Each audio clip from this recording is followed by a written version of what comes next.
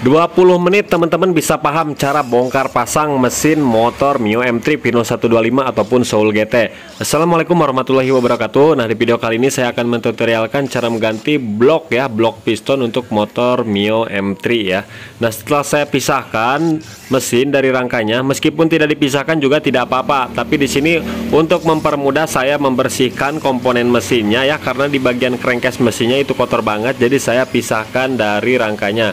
Nah, setelah kita lepaskan ya dari as, kemudian sebleker, kemudian tinggal kita lepas knalpot, lepas cover-covernya ya, cover engine-nya. Nah, siapkan aja kunci 12, kunci 14, kemudian obeng plus ya, kemudian throttle body kita lepaskan juga ya menggunakan kunci 10 dan kunci L4 untuk membuka kleman filter. Kemudian setelah terlepas semua, tinggal kita buka bagian tutupnya menggunakan kunci 10. Kemudian tinggal kita ketuk saja ya teman-teman. Nah, udah terlepas. Nah, setelah itu tinggal kita lepas ya bagian bautnya ya, baut headnya menggunakan kunci 12. Alangkah baiknya kita topkan dulu. Kita buka dulu baut disintrik menggunakan kunci 10 ya. Nah, setelah lepas sintriknya, tinggal kita buka mur headnya menggunakan kunci 12. Nah, tidak ada ring ya, ringnya itu menyatu semuanya ya, ring plat seperti ini ya, kotak. Nah, kemudian untuk baut yang panjang di bagian pinggir kita lepas menggunakan kunci L5. Dua-duanya kita lepaskan. Nah, setelah itu tinggal kita congkel di bagian sela-sela antara blok piston dan blok head ya. Nah, udah terlepas ya teman-teman. Nah, kita lepaskan aja langsung sekaligus kita bersihkan tuh. Bisa kita lihat sendiri kotor banget ya. Nah, dan headnya juga untuk bagian klepnya nanti saya skir ulang, kemudian seal klepnya saya ganti. Kita lepaskan lidah tensioner, kemudian packingnya, kemudian tinggal kita lepaskan blok pistonnya. Nah, kemudian packing-packingnya kita lepaskan, bos-bos spindle ataupun bos senternya, hati-hati jangan sampai hilang ya. Nah, oke, setelah lepas seperti ini, tinggal kita lepas bagian pen piston ya, sepinya kita lepaskan dulu. Kita kasih kain supaya tidak loncat ke dalam. Tinggal kita dorong pen pistonnya menggunakan kunci T. Nah, jadi salah satu penyebab ngebul dan oli cepat habis itu di bagian piston itu udah baret-baret dan ring piston udah lemah ya. Nah, di belakang pistonnya pun sudah berkerak ya teman-teman akibat pembakaran. Kemudian di bagian blok cleanernya itu juga sudah baret-baret ya. Nah, ini di blok di hasilnya. Kita tutup aja ya, kita tutup dulu menggunakan kain. Kemudian saya akan memperbaiki seal yang bocor di bagian magnet ataupun kipas ya. Kita buka kipasnya menggunakan kunci 10, kemudian mur krok as kita lepas menggunakan kunci 17. Kita bersihkan dulu ya debu-debunya di bagian magnet supaya proses penrekeran pasang trackernya lebih mudah. Kemudian kita sediakan WD ya. Untuk mempermudah saat proses penrekeran, kita gunakan tracker kombinasi. Di sini saya menggunakan tracker nomor 10. Namun nomor 4, nomor 3, nomor 7 pun bisa, yang penting kombinasi ya. Pokoknya semua motor matic itu sama untuk trackernya. Kita lepaskan bagian spoolnya juga ya menggunakan kunci L5, pulser juga kita lepaskan. Kemudian langsung kita lepas tutupnya menggunakan kunci 8. Mau dibersihkan dulu juga bisa, mau langsung dilepas juga bisa. Bersihkannya terakhir saja. Kemudian kita gunakan baut yang panjang di bagian sini. Bisa pakai tang jepit, ditarik, bisa juga dipukul menggunakan kunci T seperti ini secara perlahan ya untuk membukanya. Itu tergantung teman-teman juga mau cara gimana. Oke, setelah terlepas seperti ini. Nah, ini biang keroknya itu sealnya ya sudah mengeras, jadinya bocor. Tinggal pukul aja menggunakan kunci shock ya ke bawah, jadinya udah lepas. Tinggal kita pasang seal yang baru dan mesin pun sudah saya bersihkan menggunakan bahan bakar. Alangkah baiknya saat pemasangan kita kasih oli ataupun kasih lem ya. Nah, jadi jangan sampai terbalik untuk pemasangannya. Yang ada pernya disimpan di bagian dalam dan posisikan harus rata ya. Kemudian di bagian o-ring yang besarnya ini kita kasih lem saja supaya mencegah dari rembesan kalau nggak mau diganti untuk o-ringnya. Oke, tinggal kita pemasangan ulang ya teman-teman. Kita paskan saja sesuai dengan titik ataupun centilannya. Nah, setelah pas tinggal kita dorong ya menggunakan gagang palu. Nah, perlahan saja. Nah, setelah masuk dan rata tinggal kita kencangkan langsung ya. Bautnya jangan sampai tertukar. Pengencangannya juga harus dibatasi, jangan terlalu kencang nanti takut dol ataupun takut patah. Jadi disesuaikan ya, jangan terlalu kencang. Oke, setelah kencang tinggal kita pasang spoolnya ya. Spoolnya saya cuci menggunakan bensin, tapi usahakan udah langsung kering ya teman-teman, karena tadi spoolnya kotor banget, penuh debu dan kotoran oli. Tinggal kita pasang bagian pulser, tinggal pasang baut-bautnya ya, baut L-nya yang semacam apa namanya ya, pokoknya beda ya. Baut L pulser itu warna hitam, sedangkan yang dari spool itu warna putih. Oke, kita kencangkan, udah kencang tinggal kita pasang bagian magnet. Magnet udah saya kencangkan juga, pasang ring, kemudian kasih WD, pasang mur. Kita kencangkan secukupnya saja. Kemudian tinggal kita pasang bagian kipas ya teman-teman. Kipasnya udah saya cuci menggunakan air. Pasang bautnya, tahan kipasnya, kencangkan secukupnya. Kemudian tinggal proses pengecekan jalur oli ya. Kita gunakan karet ya, mau karet apa saja bebas. Nah seperti ini. Kemudian nanti kita engkol-engkol ataupun kita putar magnetnya menggunakan impact. Nah kita tahan rantai ketengnya, kemudian putar-putar seperti ini. Nah jalur olinya sudah bagus ya. Nah olinya belum saya ganti, nanti juga ini bakalan dikuras. Kemudian tinggal kita cek jalur oli yang ke oil jet menggunakan cleaner ya. Nah langsung saja kita semprot di bagian sini dengan tambahan selang yang kecil. Nah oke, ini oil jet udah bagus ya teman-teman. Tinggal kita proses pemasangan bagian blok piston. Kita pasangkan packing dulu. Nah di bawah itu ada pin dowel ya, 2 bow center ya, sebelah kiri, atas dan bawah. Jadi harus diperhatikan ya teman-teman. Nah kemudian ini untuk blok pistonnya menggunakan blok Fukuoka ya, yang ada linernya. Jadi ini blok ditanam liner, jadi kalau misalkan aus bisa di quarter ya teman-teman. Nah ini bisa di quarter. Dan untuk kualitasnya lumayan bagus ya. Nah kita cek dulu, kasih oli dulu bagian pistonnya, kemudian kita masukkan. Nah jadi si pistonnya itu seret ya teman-teman, seret ataupun lebih presisi. Pokoknya ini seret ya, nggak seperti blok di asil yang kocak, yang celahnya banyak. Nah ini sangat seret ya, jadi lumayan lah, nggak bakalan menyebabkan pampir oli. Kemudian untuk bahan pistonnya juga casting ya, bukan forging. Oke, tinggal kita pasangkan aja bagian ring piston. Kita pasangkan ring cacingnya, kemudian ring oli yang tipis.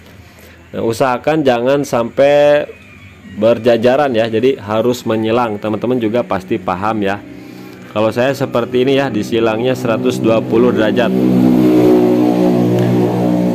Seperti ini, hati-hati saat pemasangannya. Kemudian untuk ring kompresi yang hitam itu di bagian bawah yang ada nama ataupun angkanya disimpan di atas ya teman-teman. Nah, sama pokoknya silangkan juga ya. Nah yang putihnya juga ataupun coklat itu yang ada huruf angka itu bagian atas. Oke, jadi seperti ini menyilang ya. Nah perhatikan saat pemasangan sepinya juga kita pasang pen piston supaya lebih mudah. Tinggal kita pasang sepi penguncinya. Kita gunakan obeng min kecil ya, supaya lebih mudah saat proses pemasangannya. Nah setelah itu tinggal kita pasang langsung ke bagian stang pistonnya. Nah kita kasih oli dulu, kasih oli, kemudian titiknya menghadap ke exhaust ya, ataupun menghadap ke bawah, jadi jangan sampai terbalik. Nah, oke, kemudian pasangkan seperti ini. Kemudian kita sediakan kain.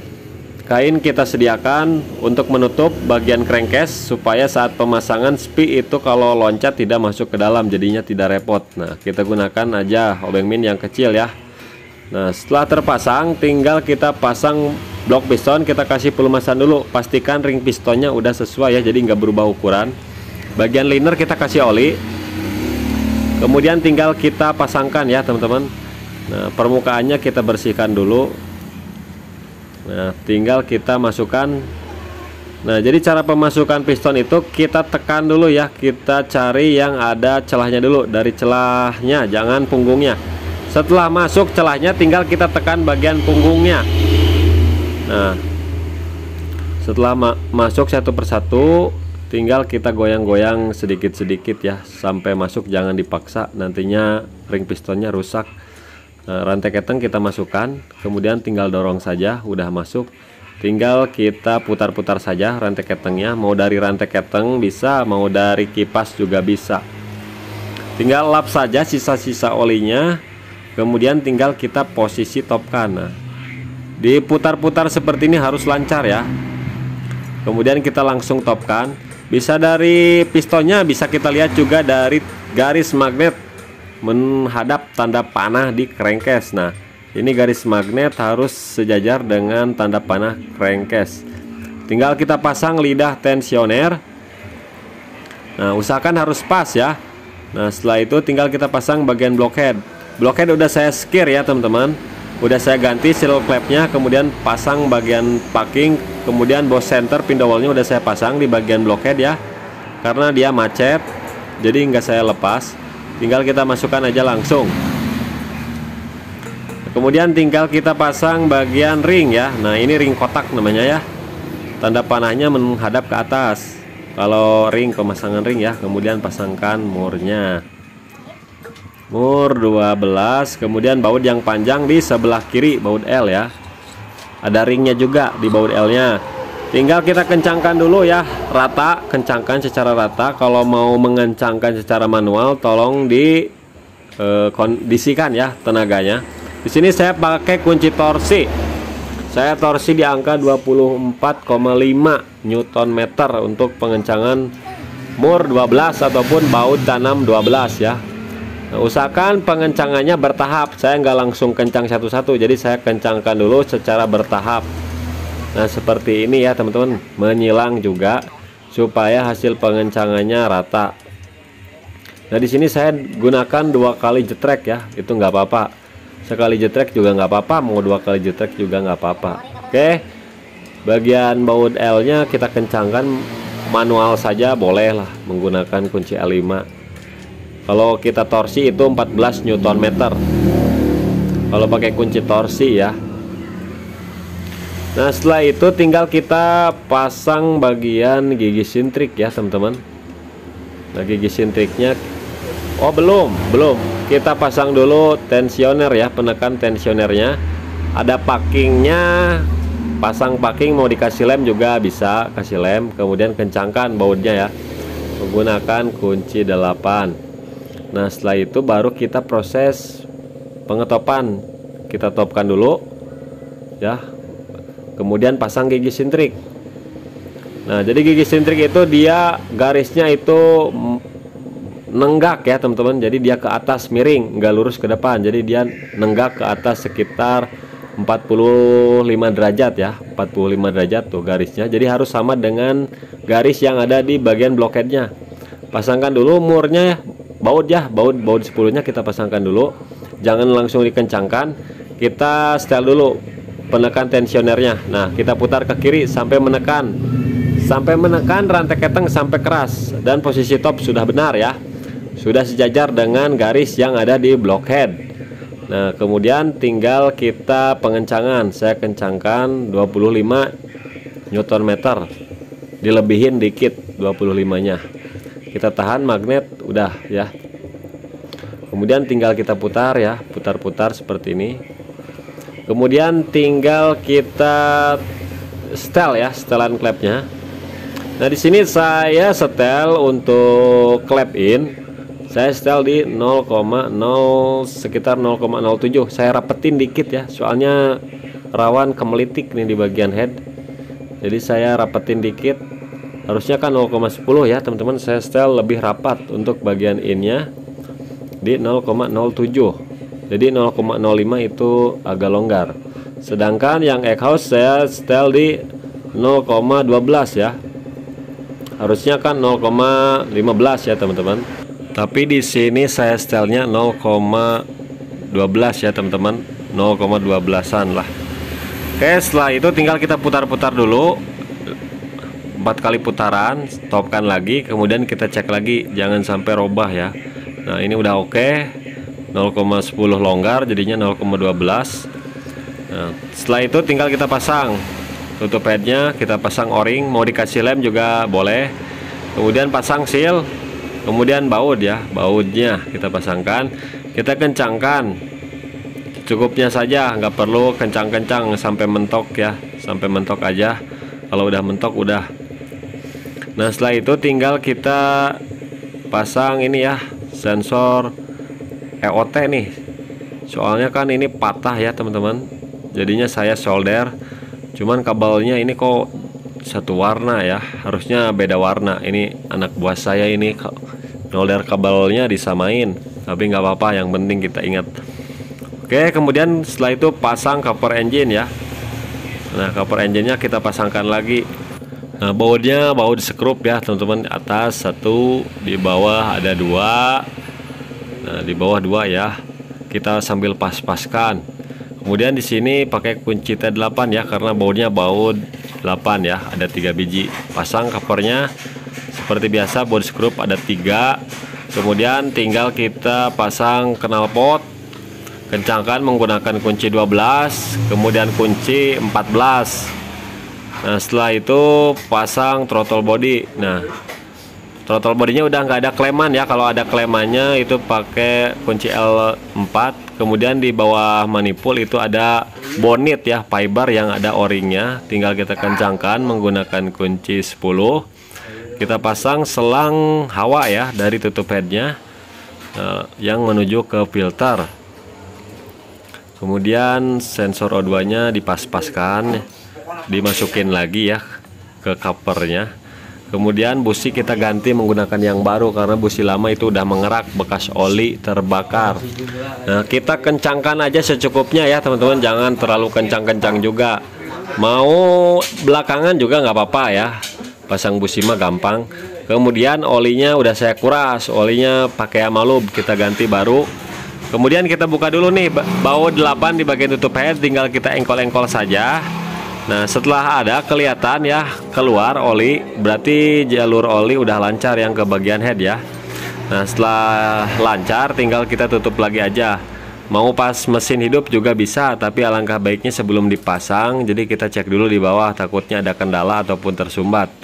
Nah tapi dipastikan saat pemasangan head untuk lubang-lubangnya udah oke. Kemudian setelah itu udah dipasang ke mesin, sensor TPS, kemudian sensor injektor, baut massa ataupun kabel massa udah saya pasang, sensor O2, sensor EOT udah saya pasang. Kemudian pasangkan aki dulu di sini ya, jangan pakai jok dulu. Nah kemudian tinggal kita coba hidupkan di sini. Nah kita tes hidupkan ya. Nah dan motor pun sudah hidup ya. Jadi ini motor harus di interior dulu nih, interior dulu. Cuman ini kendalanya knalpotnya bocor nih, bukan bocor dari depan tapi dari bawah sini itu ada retak ya. Jadi belum keburu, harusnya dilas dulu supaya nggak terjadi kebocoran seperti ini nih teman-teman. Nah tinggal kita coba aja gas sedikit-sedikit, blayer nah, seperti ini udah oke ya. Nah kalau udah oke seperti ini tinggal kita pasang jok lagi, kemudian tinggal tes interior lah, kurang lebih semingguan ya sampai motornya hampang ya, karena ini pasti masih agak berat soalnya pistonnya masih seret. Dari bagian knalpot kita gas-gas seperti ini udah tidak ada ngebul lagi ya. Yang tadinya ngebul itu karena olinya habis mulu disebabkan oleh piston baret, liner baret. Setelah ganti blok, alhamdulillah sudah sembuh ya. Oke, mudah-mudahan video ini bermanfaat.